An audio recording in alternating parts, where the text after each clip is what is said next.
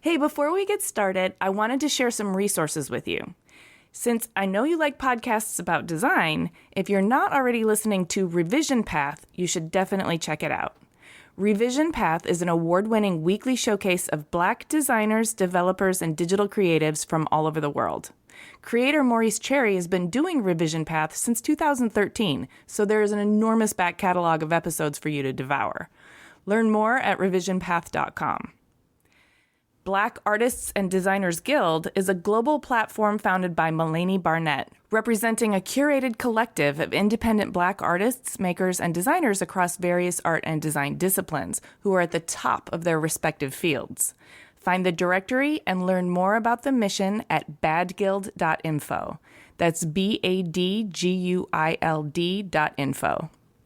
Black Interior Designers Network, founded by Kimberly Ward, is a nonprofit organization with a focus on creating a rich network and resource for members, clients, suppliers, manufacturers, and the interior design industry at large that showcases the breadth of Black interior designers' creativity, influence, and professional contributions.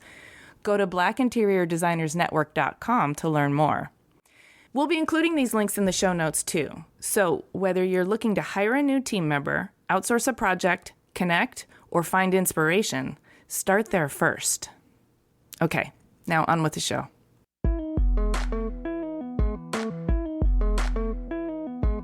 Everybody has their own internal demons and strife and what you have to live with yourself with, and that was something that was important to me. Hi everyone, I'm Amy Devers, and this is Clever. Today I'm talking to interior architect Jamie Bush. Jamie had a magical childhood in New York, with his time spent going between a family of eccentric creatives in Manhattan and dairy farmers on Long Island. He studied architecture at Tulane in New Orleans and then headed west to discover the unsung heroes of mid-century modern residential architecture in Los Angeles. After stints at Marmol Radziner and Kelly Wearstler, he founded his own interior architecture and design firm in 2002 and has since worked on some of the most significant historical residential modernist homes in the U.S. Recognized for his organic modernist sensibility and his ability to blur the lines between architecture and interior design, he's worked with some of the most respected names in the business, racked up tons of press, and is featured on the big lists of top designers and architects. Here's Jamie.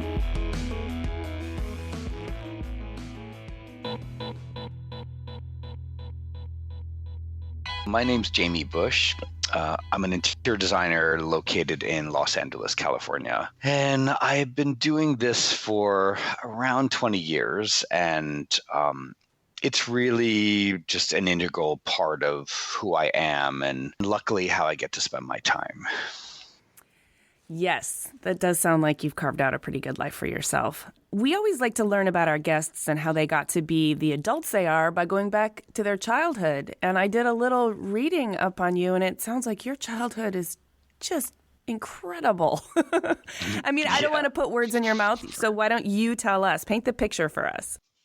You know, when you're in something, you don't really sort of see it as being unusual. And as I've gotten older, I realized that I had a magical childhood. My family is from New York. We grew up on Long Island and Manhattan. And I went back and forth between the city and sort of a city and country life, but really grew up in this little seafaring town on Long Island on the South Shore called Bayport. And half of my family were farmers. They were dairy farmers on Long Island, which farming on Long Island has a rich history. And really, the Hamptons were just filled with farms sort of growing up and why so many people went out there. But we had a dairy farm in East Hampton and in Hotesville.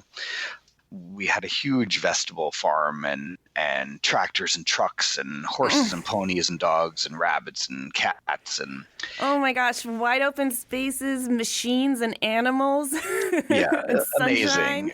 And we really worked on the farm. It was a hobby for my father and his inklings. You know, it wasn't his career. So we didn't live on the farm, but we spent a ton of time on the farm. And so that was this bucolic, idyllic life of a child, you know, sort of growing up, growing and making things. And then half of my other family, who actually grew up on the farm and moved to the city, were in fashion and design and photography and painters and very all creative. So I was sort of surrounded by people that made things, whether growing things or creating things in sort of art and design. And so it was really this magical sort of duality of the sophistication and culture that Manhattan would bring, and also being very rooted in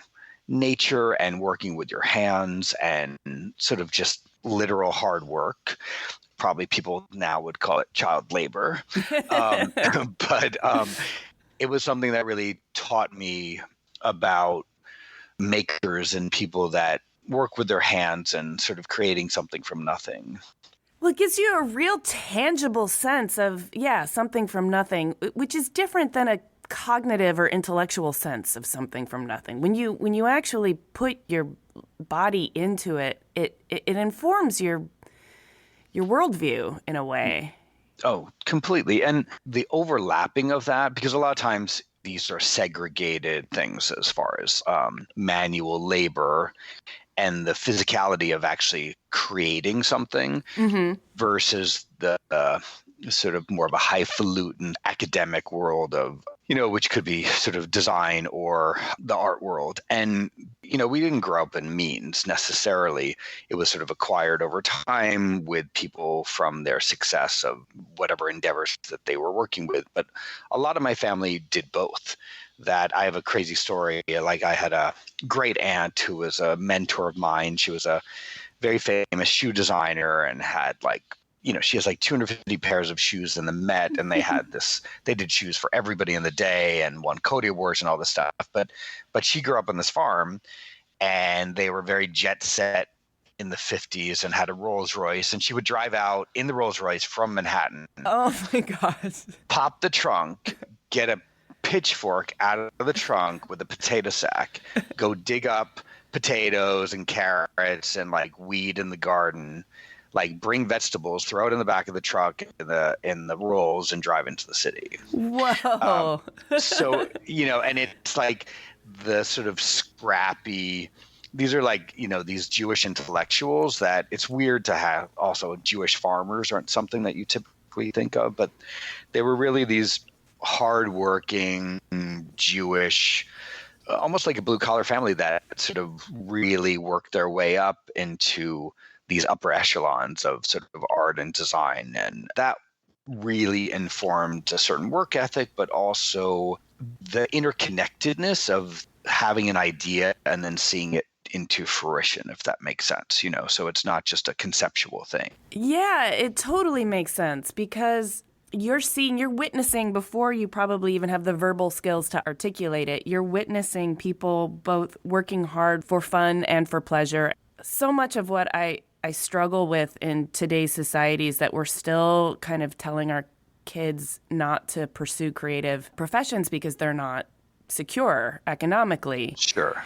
But if you have a window into that as a child, and then you also have a family system that supports it, and there's interconnectedness between what hard work and the tangible fruits of the labor, that sounds like it would really help your brain compute how to make something out of that for yourself. Yeah. No, it did. And we, as kids, we were surrounded by people that just worked. Nobody retired.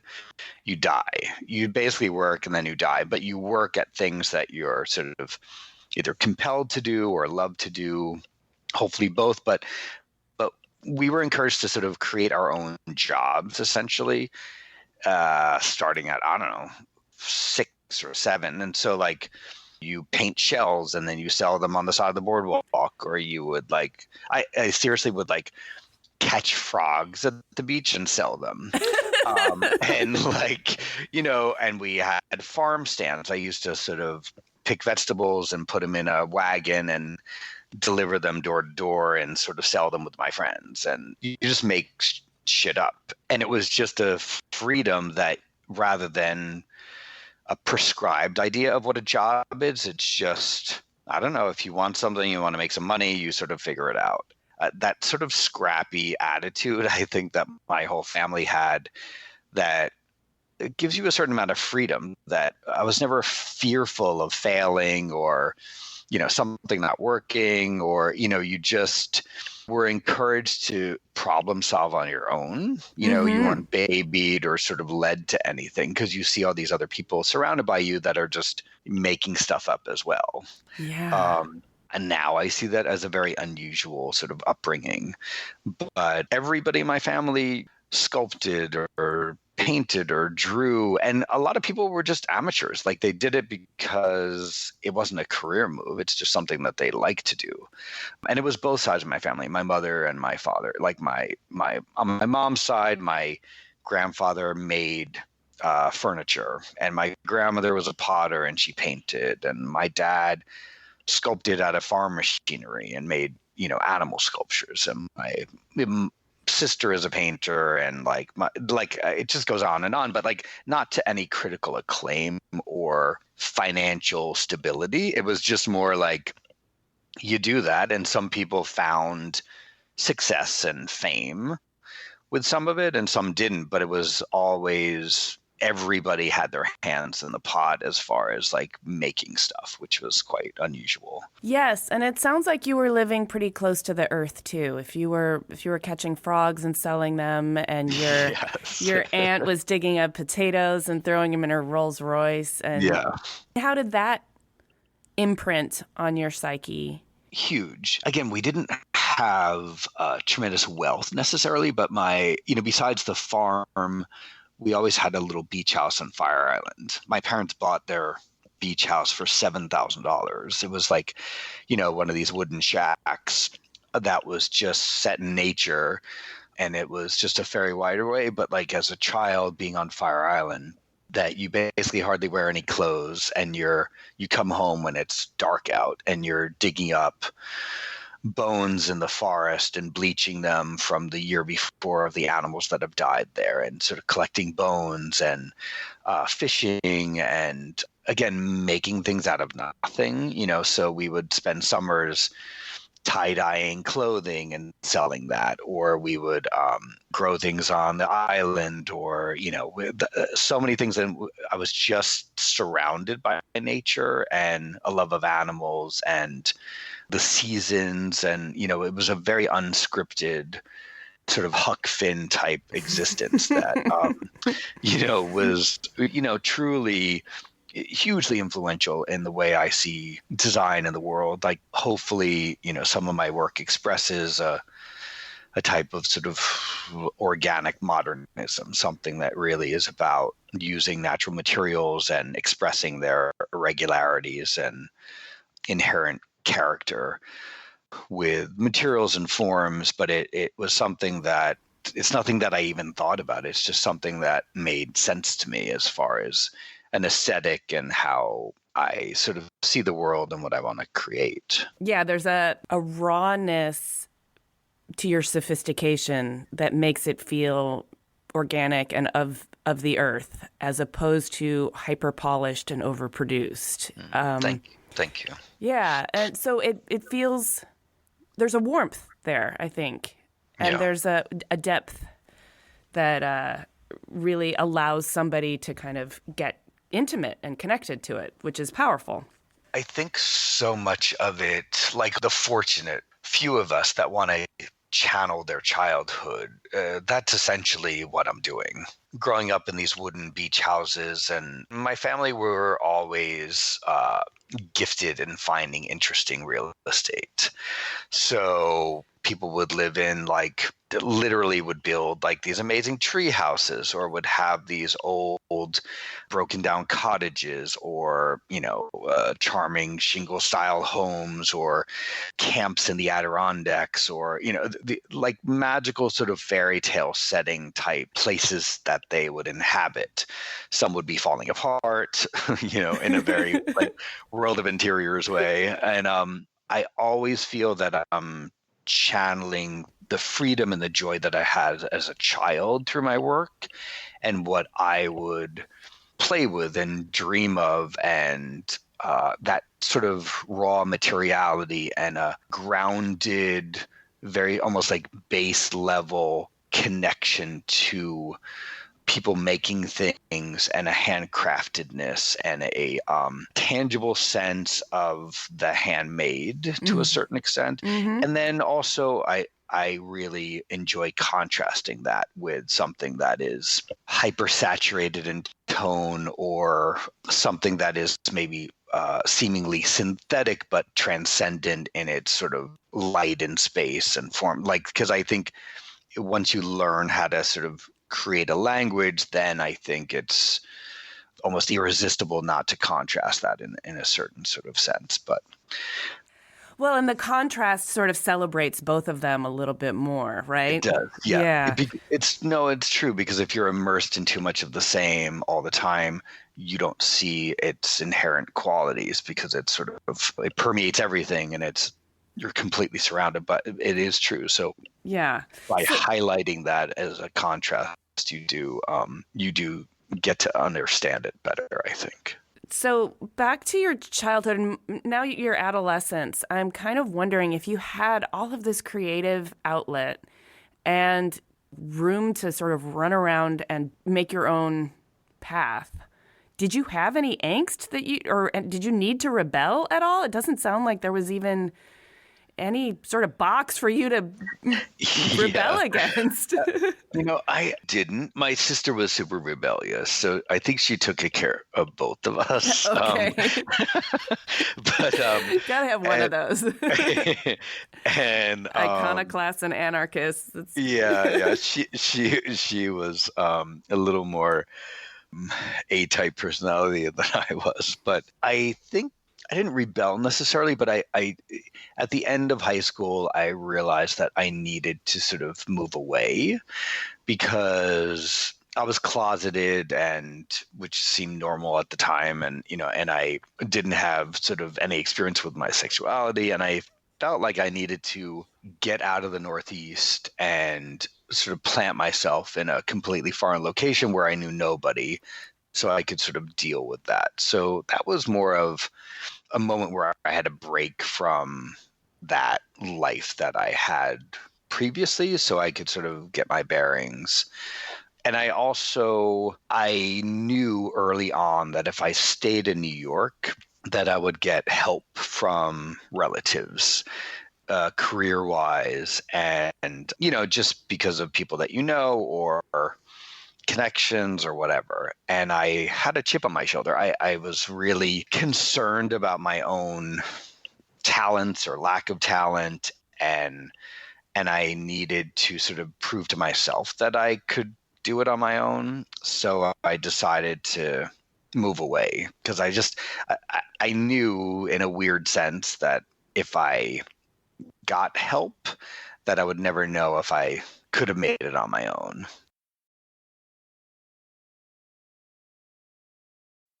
It sounds like you made a pretty bold choice in order to support an identity that you could feel needed to grow from you, but couldn't in the current environment. Yeah, and it sounds courageous, but it was more like fear.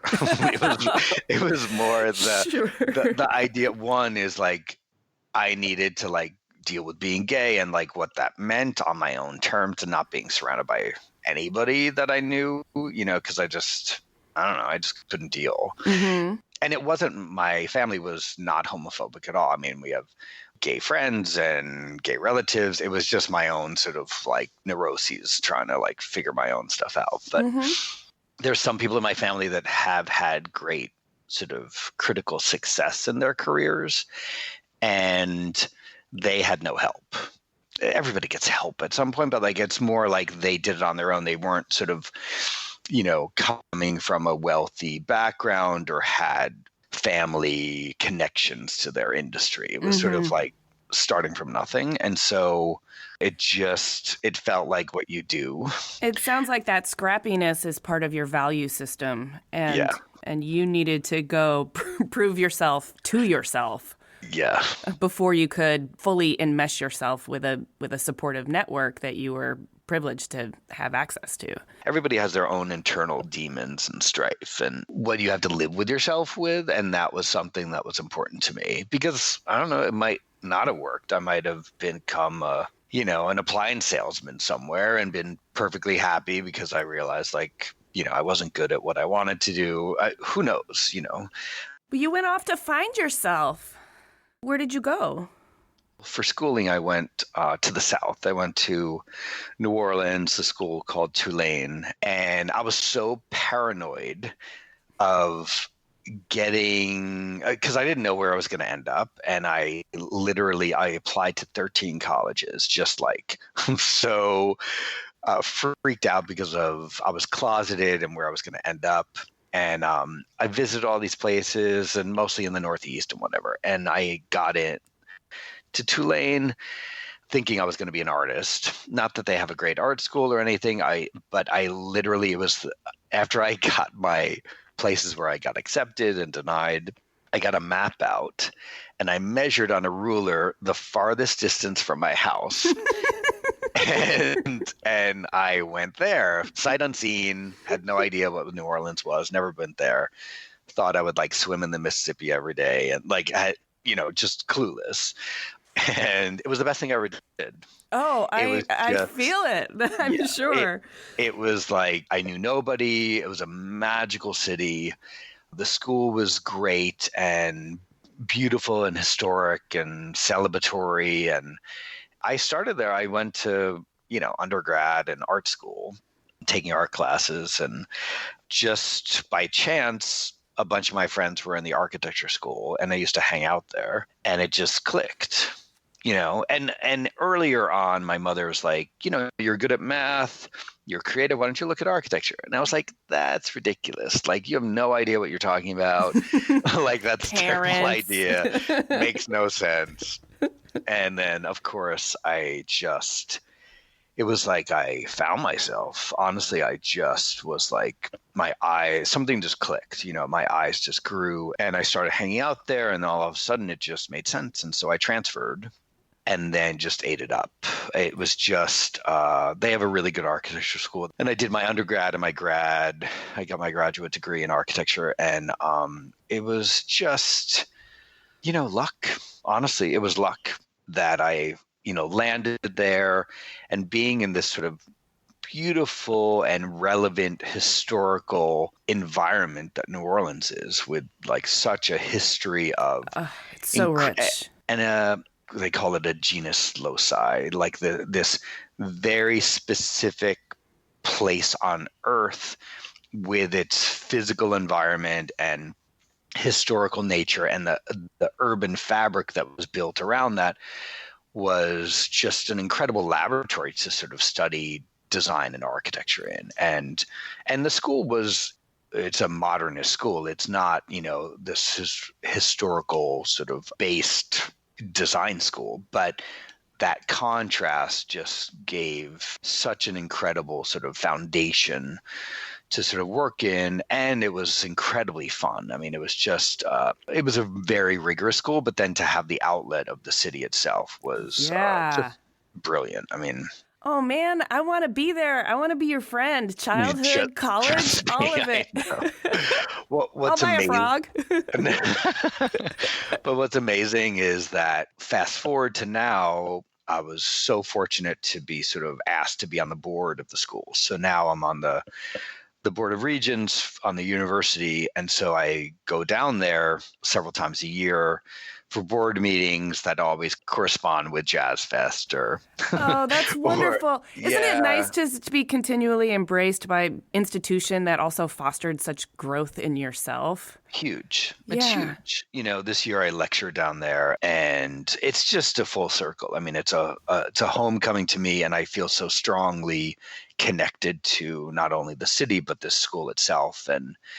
And then also to, I've hired people from the school since, I have people who were students there that are now in my office, and it is giving back, but it also just sort of, I feel gives to me because you again get to experience that time of your life and be reminded of, what it felt to be down there. And, it was really such a fortunate time of my life, and the background and all of that sort of taught me so much about not only who I am, but like this sort of freedom, again, to sort of create in such a rigorous manner. This architecture school. Architecture schools are tough, Mm-hmm. 3/4 of the school doesn't make it, so your graduating class gets very boiled down to, just a few. And it really informed my practice hugely. So I have to ask a couple sort of major and obvious questions. Did you also find yourself sexually? Like, were you comforted and safe enough to come out? Well, at first I joined, because I was totally closeted. Mm-hmm. I joined a fraternity because I just didn't even know what to deal with, this like lady killer fraternity on campus. And it was the perfect guise for me just to not even, have to deal with it. Except these guys were just total hunks that were just on a conquest. So you would have to like report your like weekly antics at the at the sort of fraternity sort of Sunday evening dinners. And I was just the token stoner. I would always be like in a tie-dye t-shirt, and sort of people would just easily pass over me, so I wouldn't really have to deal. That had a short sort of lifespan. And then I eventually like deactivated from that, and hence met a bunch of gay guys from that fraternity afterwards, like that were closeted too. But New Orleans was like overload. I mean, because everything's decadent down there. So like the university provided this great shelter, but once you ventured out, I mean, it was an amazing place to come out, because it was super fun and there was no like shame in any of it. And it was, straight or gay, so many people are like sexually over the top and like just letting it all hang out. So it was a really liberating place to sort of just find yourself. And yeah, liberating, no shame in any of it. That all sounds like ideal conditions. Yeah, and there were so many more extremes than you. Yeah, where you weren't going to stand out. No.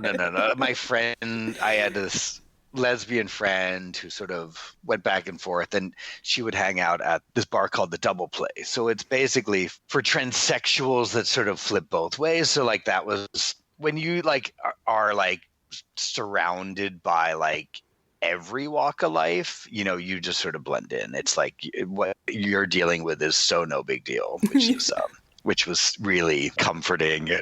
And also like, it just never became an issue.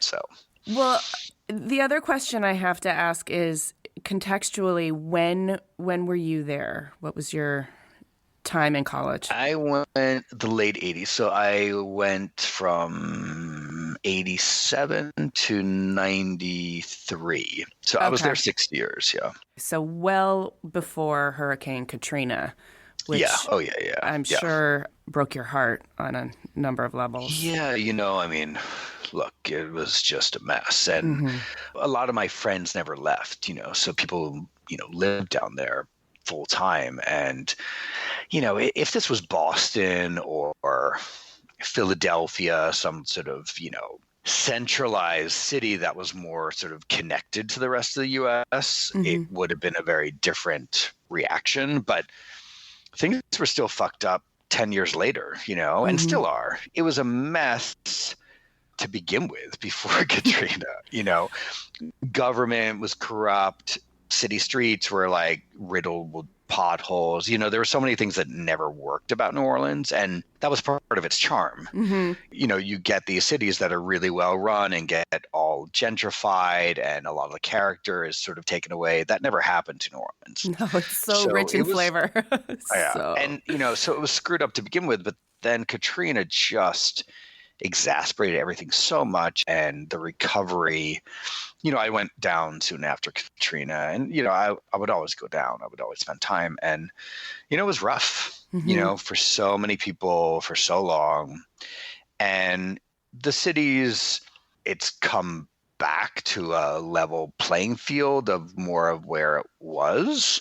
I guess if that's what you call level playing field, but it's still floods, still of these pumping stations don't work. I mean, there's still so many problems with it, even after the Army Corps of Engineers got involved. I mean, so many things, it's still screwed up. So it's sort of a laissez-faire attitude. People are just used to things not working, in the big scheme of things. So, well, it's also a place.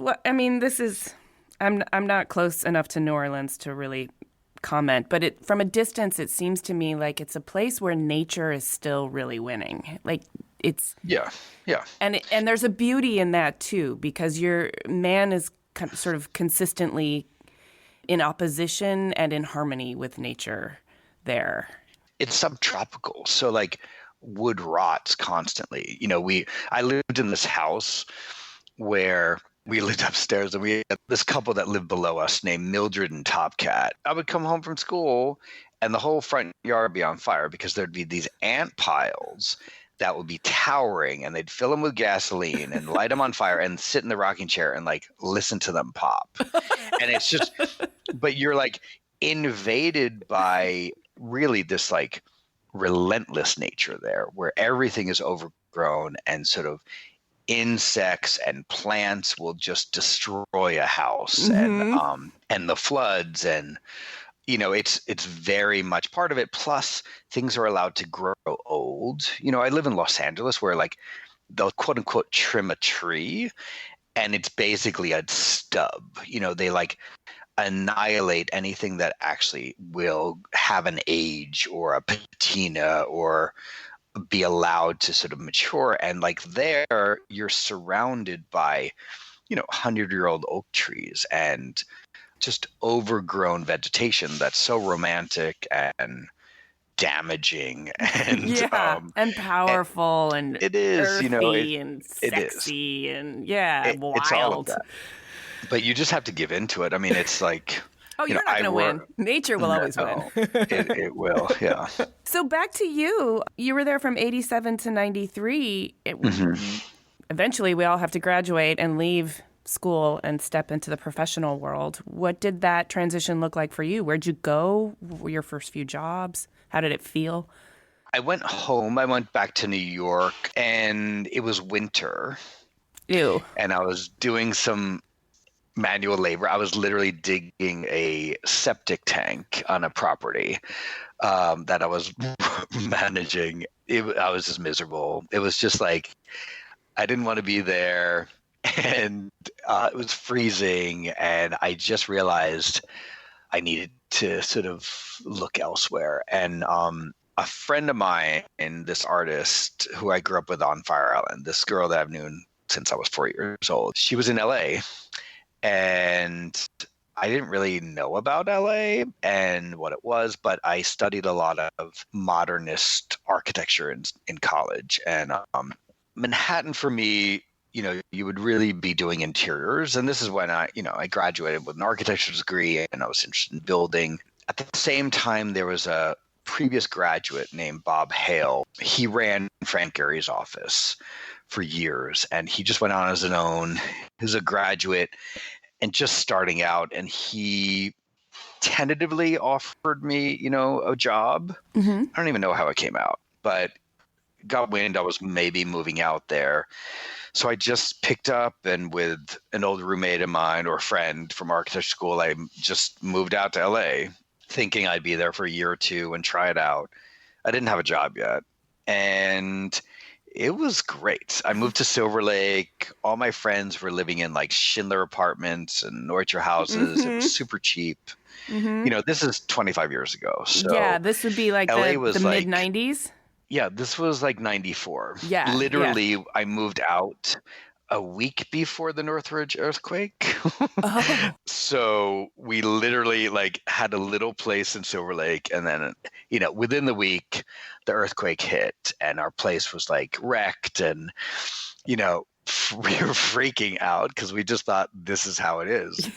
Yeah. You just This is like normal life in LA. And that was a really strange sort of welcoming because like freeway overpass collapsed and like traffic was weird. Everybody was like up on end. But all of that said, I mean, it was a really great time for me because Silver Lake at the time, there were just artists and architects, and it was like very gay at the time, but like leather daddies. It was super Latino and sort of rough, Mm-hmm. you know.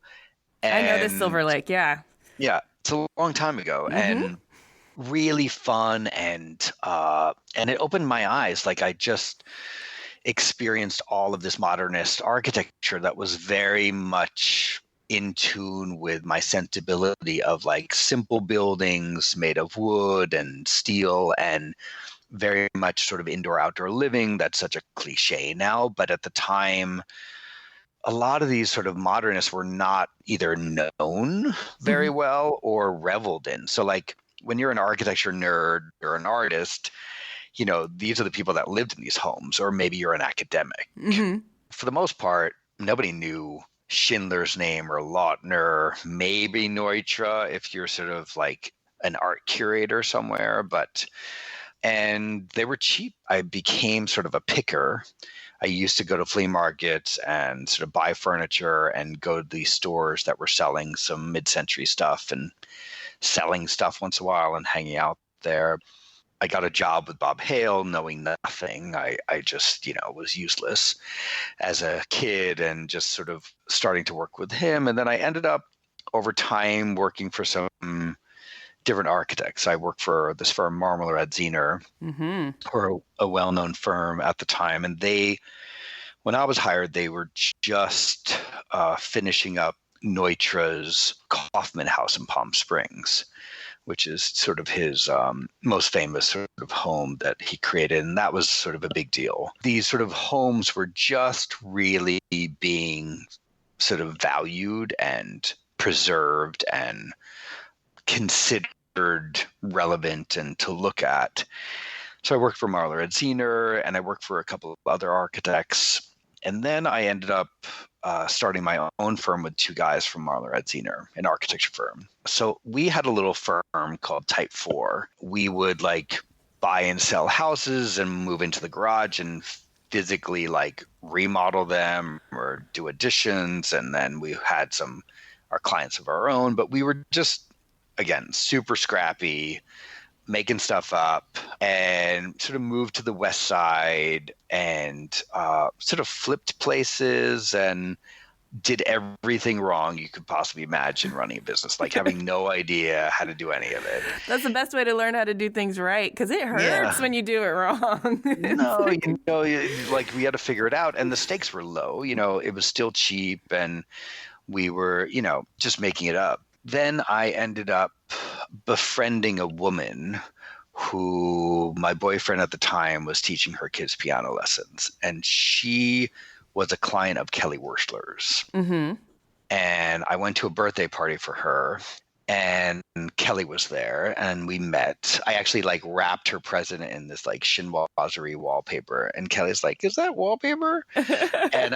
And then we sort of became friendly, and one thing led to another, and I got a job there. I realized like I didn't want to do architecture anymore. I tried a stint at doing interiors by myself for one job, which turned out well, but I realized I didn't really know what I was doing. Okay. And then I worked for Kelly for about a year, and that was amazing. That was such a great experience. So that's going to be the late 90s that you worked for Kelly? It was before 9/11. It was probably 2000. And I worked on what was then called the Estrella. So that was a hotel that became the Viceroy in Palm Springs. Yes. Yeah, that was my project. I got married there. No. Oh my God, that's so crazy. That's so funny. And so simultaneously I was doing that project, and then Trina Turk's her shop in Palm Springs as well. So those were my jobs. Yeah. Yeah. Oh, I feel even more connected to you now. That's so funny. Yeah. So we did that hotel for like $12. That was such a shoestring budget. We literally would like, we needed artwork. So Kelly and I would paint paintings on the plaster walls and then get molding and then frame it directly on the wall with like, door casing. Yeah. Oh, I mean, it was just sort of made up. I visited it several times while it was under construction. It made me feel really connected to the property because I could kind of see it as it was coming together and respond to the choices that were being made. And it was pretty special. That's so funny. She really opened my eyes to like somebody who was completely fearless and also scrappy. I mean, Kelly has this sort of aura about her now because she's, a world famous character, that she's sort of untouchable and above it all. And she was so scrappy and super hands-on. And again, just sort of somebody that just made things up. And I so respected that. And she created a magical world where she had a bungalow at the time that was her office that was just this dreamland, like other characters have created before, like Tony Duquette, or, these sort of fantasy environments that are completely immersive in a sensibility.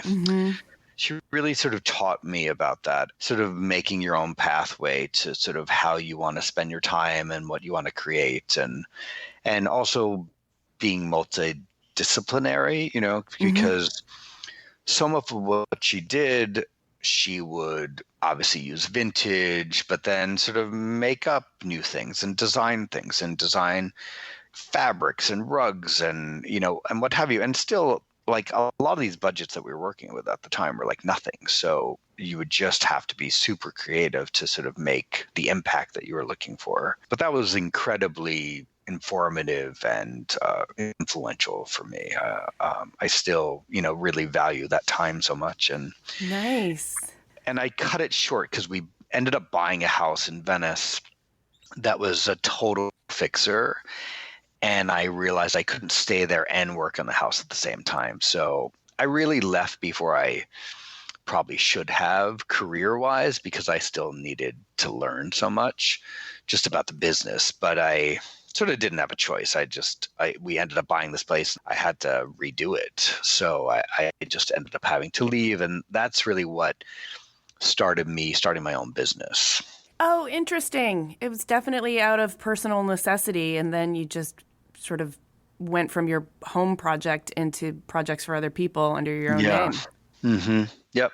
Again, looking back, it was just amazing happenstance to sort of what ended up transpiring. But we bought this tiny little duplex in Venice that was still like rough and tumble. It was like the cheapest thing that we could afford, and tiny, each side was like 1,000 square feet, but we remodeled it. And I did it in this sort of crazy over the top way. It was like Liberace's beach house. It was like super like, right off the heels of Kelly. And it was, marble floors and lacquered surfaces and all this retro sort of hardware. But it was this fantasy little beach house thing. And my partner at the time was a piano teacher to these sort of wealthy West Side families. And they would come to our house and hang out and be with the kids and take piano lessons. And they'd see the house. And then inevitably they would hire me to work on their homes. And it was just this sort of byproduct that was never like planned. It was just sort of a really sort of fortunate sort of way of meeting people and getting work, and it worked. Yeah. And that's really sort of what enabled me to sort of get clients and meet people and start my practice. So not quite 20 years into it, you've been doing it for a while now, and you've got some impressive projects under your belt. Do you want to tell me and our listeners about one of your favorites? Maybe also tell us why it's so dear to your heart. The physical outcome of places, clearly I have favorites, but there's also, an emotional or challenging outcome to a lot of these things. And, but I will say, off the top of my head, one that was a huge turning point for me was this house called the Butterfly House in Carmel. That was this historic mid-century, really small house. It's less than 3,000 square feet, small in comparison to, projects that we're working on now. Originally designed by this architect named Frank Wynkoop in 1951 for himself and his family. And it's this total fetish object of a house. The roof looks like a wingspan or open butterfly wings, and jutting out in this rocky outcropping into the Pacific and this devastating coastline. I mean, it was just a dream project. And this couple from London was looking to move to the States, and the wife, Hannah, like so many outsiders, looked at Carmel as being just this dream place in California, which is what it is. And sometimes it does take an outsider to really appreciate sort of what is there. And she found this house, and she determined to uproot her entire family, move them from London, 2 little kids, and recreate her life there, because she was so taken by the scenery and the nature and the sort of connectedness to the earth and sort of a very healthy lifestyle that she really wasn't finding in London. And then we embarked on this 3-year journey that was definitely wrought with challenges, and it was tumultuous because this house that was redone previously was just sanitized. It looked like a condo in Boca. Everything was like, drywall and 100,000 can lights and polished limestone floors, and just it was remodeled to sell, to the lowest common denominator, and devoid of all of the sort of original character of the building, but the structure itself was intact. And so I looked at lots of people, and we ended up, I fell hard, and we did everything we could to get this job. I ended up sort of designing the entire house pretty much before we got the job. We ended up making this sort of inspiration lookbook that I had bound in this sort of handmade linen box. I hired a graphic designer to make a logo of the house and have it embossed. I had letterhead printed with the logo of the house with a handwritten note, sent the whole thing to London. I needed to get this house. I did everything I could to sort of seduce them into this vision. I was going to say, it sounds like a courtship. It's definitely a seduction. Yeah. And, because I knew what I wanted to do to it, and it worked, and they hired me. And what we thought was going to be a relatively straightforward remodel ended up really becoming a 3-year endeavor that was very difficult, because I didn't realize it was so expensive to do work up there, quality work. I thought for some reason, because it was a smaller town, it would be less expensive than LA, and it proved to be the opposite. Because there's not as much supply? Not as much supply or talent. Yep. And we ended up really crafting that entire house. So that entire house was made of teak and stone and plaster. We hand molded bricks. Everything was sort of made by hand. I mean, the woodworking alone, it's built like a ship, and the stone floors go indoor and outdoor. These sort of quartzite flagstones doors we hand cast. Bronze hardware, everything was sort of made of, cork and horn and bronze and brick and stone and plaster, and it's all about materiality, and to do that well cost a fortune, and it's not off the shelf stuff. You can't. No. Yeah. And because there was such little storage in the house, everything was sort of, again, made like a ship. So every little nook and cranny had to be studied and maximized for its, function. And then there were structural issues. There were columns that were being eroded by the sea, by the salt of the sea. And so we had to undermine the foundation and jack up the house, and we had to everything was an endeavor. And the amazing thing about this is that we came out of it and they love it, and so it's really, we're doing some work on it right now because the kids are getting older. And so we're remodeling some of the bedrooms now because they can't fit in the beds anymore. But coming back to a project after really having, sleepless nights and countless problems, and then coming back to it and having clients love the house and revisiting and spending time there again is really sort of incredibly rewarding. I love this story. And I also think in society, in this podcast, we've talked to so many people the houses that they grew up in imprinted on their psyches in such powerful and meaningful ways that they went out into the world and felt like they needed to contribute to the building of the world in some way.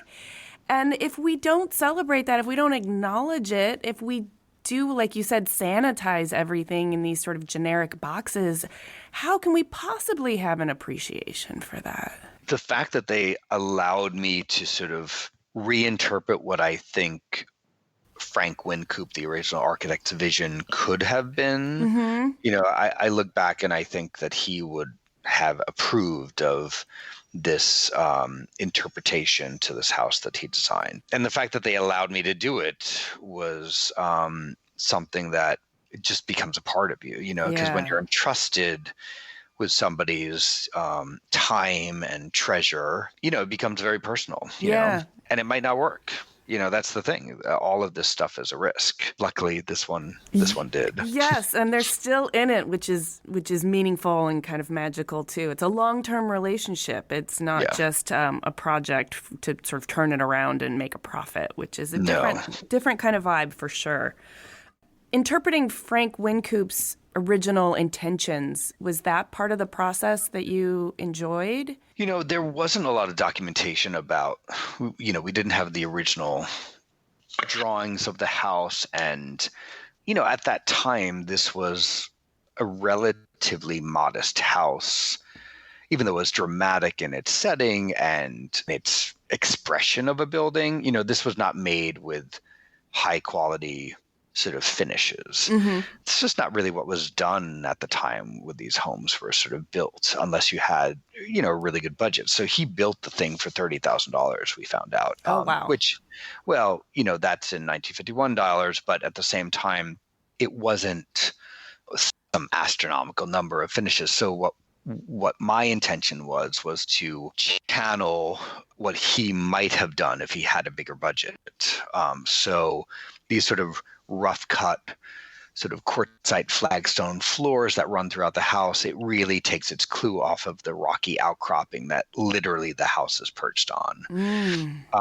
So it looks like these stones are it's sort of sitting on this stone bed, essentially, that was just sort of dug up from the earth. And all of the wood detailing was completely added. None of that was there. It was all drywall. So I think there was wood on the exterior eaves. And so we took that clue with these full height windows to bring that wood inside the house as well, to sort of blur that interior exterior vision. So nice. All of this was sort of interpreting a language that had an indication of wanting to be there, but sort of carrying it through to its, I think, full potential. It sounds to me like your direct connection with the earth and with materials that come from the earth, and your agility with being able to translate them from raw organic material into building materials and design elements might be one of your superpowers. Would you say that's one of the things that maybe sets you apart? I think, first of all, having an architectural background and practicing architecture has definitely informed our practice, because half of what we do is interior architecture. A lot of times we don't build from the ground up. Maybe one day I'll have that sort of appetite. But one of our strong suits is creating either an envelope or the palette and language of the house through materiality that sets the tone for the interiors. most projects that we work on the interior architecture. It's just what we do. So, and everybody knows how to do construction documents and detailing and overseeing construction. So we're not, decorating per se. We're really sort of building interior architecture. And so I think we're very good at problem solving and sort of analyzing existing structures and what potential they have.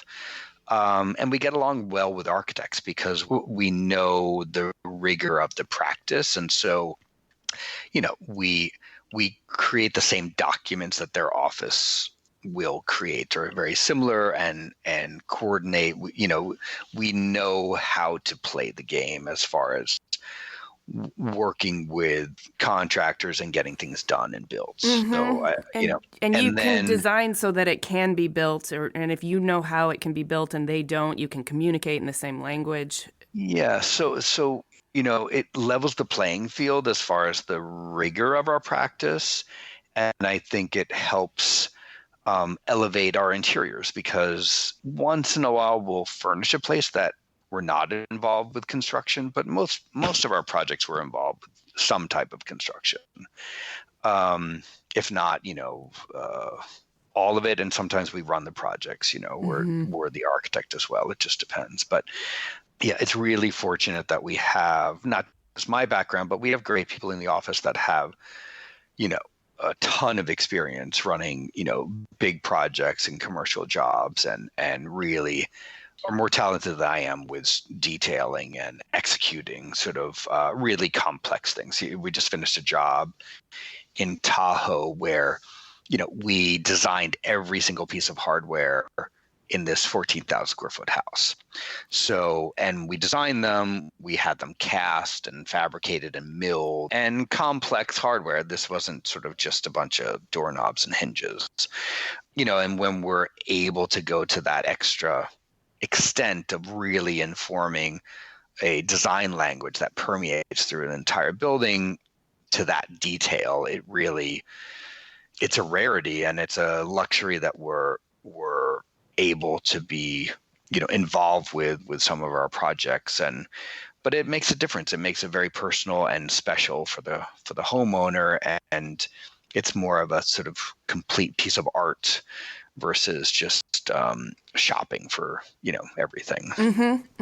Makes me wonder, if we were to open your skull and look at your brain, or if your brain was like a warehouse, what does it look like inside? I'm asking because I kind of want to know how you organize your thoughts.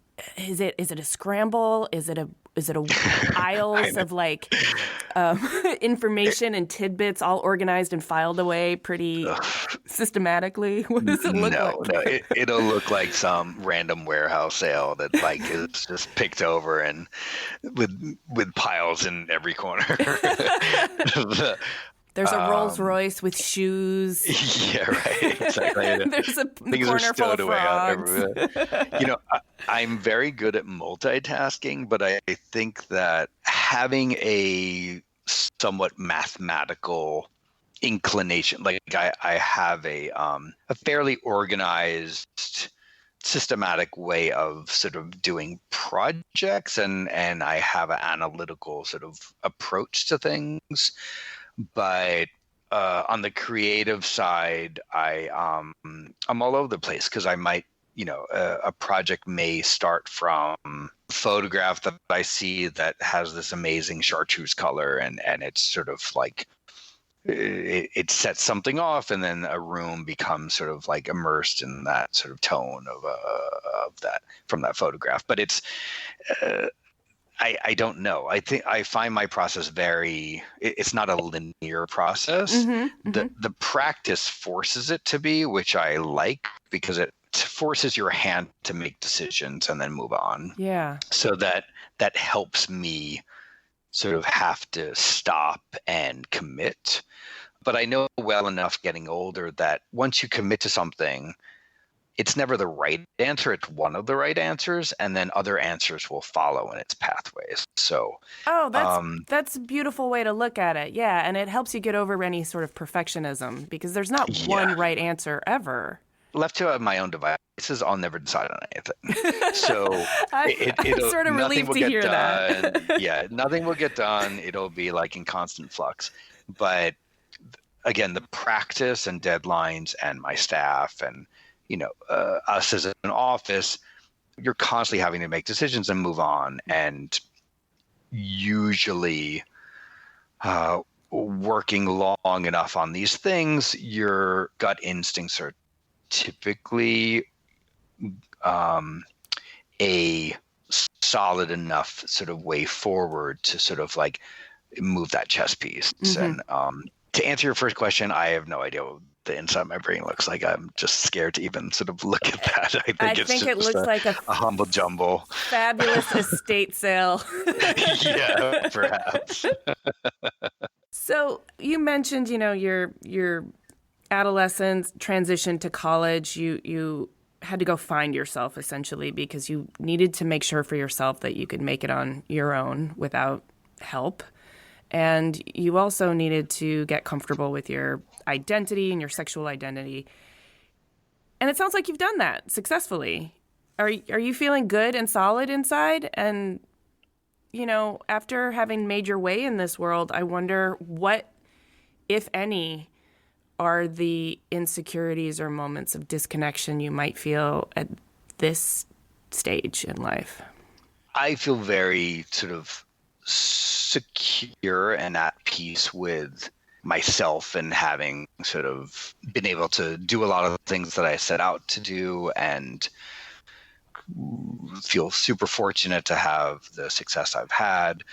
Now, I just turned 50. So at that point, like so many of us, I think, you're on this sort of train and everything's going well. And the thing that you sort of crave is time to actually, one, enjoy what you've created, which is always a challenge for me to sort of like be able to sit with something for a while, which doesn't seem to happen often. And also trying to figure out that balance between moving forward and stopping still. Yeah. So, that now that we have a firm, we have 15 people in our office, and it's a family of people that I really care about and that really support me and our clients, and to sort of to feed that environment, creatively, but also financially, is that constant struggle of, constantly looking for the new and the next and bringing work in while also being able to spend an excess of time on the projects that we currently have. Because as I'm sure these things, nobody works normal hours in our office, like usually people are there till 8 o'clock at night or 9 o'clock or 10 o'clock, myself included. Things that you care about, it just takes time, and it might be the simplest thing. It might be, you're figuring out some like coordinating pillow fabric on, this sort of guest room apartment sort of headboard. And it takes 3 weeks, and it's just like you scrutinize it and go over it. And so it's that balance of like being able to spend enough time on the things that you need to work on and always sort of looking to the next. And that's a constant challenge, because I would prefer to be a little bit more of a dreamer and design and take a nap and wake up. But it just, and it's a fortunate position. We have some amazing projects that we're working on, and it's good problems, but it's also like, how do you take care of your humanity so you can keep doing it? Yeah. Well, and to, how do you have a life as well, and exercise and make time for yourself and your family, and I think that's a struggle we all have, and myself included. And it is a good problem, and I wouldn't trade it for anything. It would be nice to sort of stop the clock for a minute. Yeah. Well, you mentioned being a dreamer. Are there any dreams on the horizon that you're chasing after still? Well, we bought a place for ourselves. Ooh. That's an amazing old 1930s Spanish house that's in complete disrepair that will one day call home. That's really exciting. I never thought I'd sort of live in a real house in Los Angeles myself. It's something that you do for other people. So that's something that's really sort of exciting for us, and to Yeah. plant trees. And so that's great. And then, I would love to make more product and furnishings and sort of have more time for my artwork and have a show or two and make a book. And, there's lots of things that I still want to do for sure. And, and it's something where I don't think I'll ever retire or stop, unless I'm forced to by health or extraneous circumstances. But I don't know. I think there's so much more to do. And fortunately, we're able to have the opportunities to do a lot of these things. So Yeah. I feel very fortunate. Do you have a project that you can talk about that's either recent or upcoming that you want our listeners to be able to check out? We just finished an apartment in Manhattan, in this big tower in Lower Manhattan that has extraordinary views that just got published, and we were finishing this amazing house on the lake on 4 acres in Nevada on Lake Tahoe that we're about to shoot. That's this sort of brutalist modernist structure that's filled with natural materials, but also saturated color sort of against them. So there's like tons of sort of jewel tones among sort of this, super organic landscape of the lake and the mountains. So that's coming out, and we're just finishing up this other house that's completely different. It's a huge, like a 20,000 square foot house in Mandible Canyon on top of this hillside that's all super muted. It's all limestone and washed out cedar and pale plaster and steel. It's almost this sort of modernist farmhouse with this architect Noah Walker. That's everything is super natural and woven, lots of woven materials and pale finishes with contemporary and sort of period sort of furnishings, but super serene and huge open spaces, and it's almost like a grand modernist country house. Wow.